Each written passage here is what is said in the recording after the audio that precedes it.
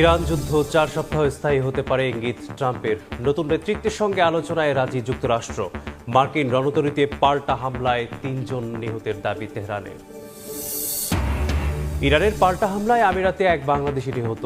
Kuwait বিমানবন্দরে আহত 4 প্রবাসীদের নিরাপত্তায় গুরুত্ব প্রধানমন্ত্রীর। ফ্লাইট বাতিলে ভোগান্তি কমানোর চেষ্টা।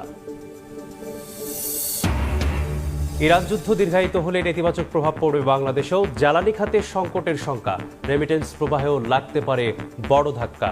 স্বনির্ভর অর্থনীতিতে জোর। ঈদে রেলের আগাম টিকিট বিক্রি শুরু কাল। এবারও শতভাগ মিলবে অনলাইনে। অতিরিক্ত যাত্রী পরিবহনে থাকবে 5 জোড়া স্পেশাল ট্রেন। শিডিউল বিপর্যয় ঠেকাতে সর্বোচ্চ প্রস্তুতি। এবং চট্টগ্রামে ব্যবসায়ীর বাড়িতে গুলির ঘটনায় সন্ত্রাসীদের ধরতে সাঁড়াশি অভিযান। পাহাড়ি এলাকায় গা ঢাকা দিয়েছে ধারণা পুলিশের। অপরাধীদের ছাড় না দেওয়ার ঘোষণা।